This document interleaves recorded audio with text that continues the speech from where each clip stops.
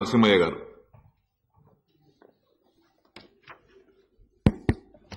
అధ్యక్ష, తమరిని ఆ అధ్యక్ష స్థానంలో ఉంచినటువంటి ముఖ్యమంత్రి గారికి అభినందనలు. 9.5 సంవత్సరాల తర్వాత మళ్లీ ఈ స్థానం నుంచి మాట్లాడే అవకాశం కల్పించిన కేసీఆర్ గారికి హృదయపూర్వక ధన్యవాదాలు. అధ్యక్ష, పువ్వు పుట్టగానే దాని పరిమళాలు వెదజల్తాయి అన్నట్టుగా మీరు మొట్టమొదటిసారిగా 27 సంవత్సరాల సుదీర్ఘమైనటువంటి రాజకీయ అనుభవంలో ముందుగా రైతు ప్రతినిధిగానే రాజకీయ ప్రవేశం చేశారు. చివరిదాకా స్పీకర్ అయ్యేదాకా వ్యవసాయానికి సంబంధించినటువంటి అనేక అంశాలను, అనేక రుగ్మతులను పరిశీలించినారు. 5 నిమిషాలకు ఒక రైతు భారతదేశంలో చనిపోతుందని అనేక కమిటీలు ఘోషించిన పాలకులు పట్టించుకోలేదు. కేసీఆర్ గారు ముఖ్యమంత్రి కాగానే ఈ రైతుల ఆత్మహత్యలకు, వాళ్ళ ఆర్థిక ఇబ్బందులకు ఫుల్ స్టాప్ పెట్టాలనే ఒక కార్యక్రమం తీసుకున్న తర్వాత దానికి పూర్తిగా తోడైన మీకు ప్రత్యేకమైనటువంటి ధన్యవాదాలు. అధ్యక్ష, ఈ రోజున్నటువంటి పరిస్థితులలో నిజంగా కూడా రైతు బంద్ ఇస్తేనేమో అప్పటికప్పుడు డబ్బులు తీసుకున్నారు, ఒక కొద్ది రోజులలో మర్చిపోయినారు. కానీ రైతు బీమా మీరు ఇచ్చినటువంటి తీరు కానీ, ఇప్పుడు అది అమలవుతున్న తీరు, వితిన్ 10 days లో అమలవుతున్న తీరు కానీ నిజంగా బీమా కాదు, అది బంధులాగానే ఉపయోగపడుతుంది.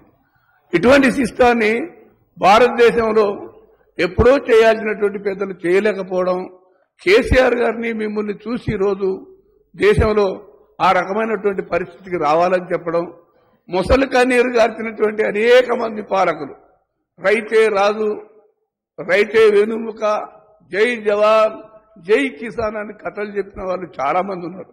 కానీ ఈరోజు రైతు చాలా సంతోషంగా ఉన్నాడు. పెట్టుబడితో పాటు తనకు వస్తున్న బీమాను ఉంచి ఒక్క విషయం అధ్యక్ష, మీతో పాటు నేను ఇప్పుడు వాల్టా చట్టం ఏదైతే ఉందో ఆ రోజు బిల్లు పెట్టారు. ఇక్కడ బిల్లు పెట్టినప్పుడు దాంట్లో అనేక అంశాలు రైతుల్ని ఇబ్బంది పెట్టే విధంగా ఉన్నటువంటి పరిస్థితుల్లో అది సెలెక్ట్ కమిటీకి పోతే సెలెక్ట్ కమిటీ చైర్మన్ గా మీరుండి వాల్టా చట్టానికి ఎంత లోతైన అధ్యయనం చేసి రైతుల పక్షాన మనకున్నటువంటి కమిట్మెంట్ చాటినారో చాలా గొప్పగా ఉంది. అధ్యక్ష, ఏది ఏమైనా ఎర్రజొన్నల ఉద్యమం కోసం ఈ స్థానం నుంచి అనేక సార్లు నేను పోరాటం చేయాల్సి వచ్చింది గతంలో.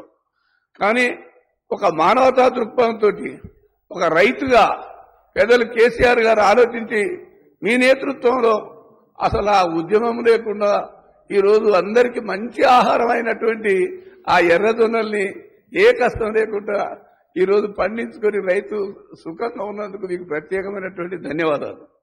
అధ్యక్ష, ఏదేమైనా కొంతమందికి కూర్చొస్తే వన్ని వస్తుంది, కానీ మీలాంటి వారి ద్వారా కుర్చీకి వన్ని రావాలని చెప్పేసి నేను ఆశిస్తూ, బీఎస్ఏలో బిజినెస్ అడ్వైజరీ కమిటీలో తమరు ముందు జరిగినటువంటి అన్ని అంశాలను ఇక్కడికి వచ్చిన తర్వాత మా సభానాయకుడు ఖచ్చితంగా సభలో ఉన్నటువంటి అధికార పక్షం అంతా కూడా దానికి కట్టుబడి ఉంటుంది.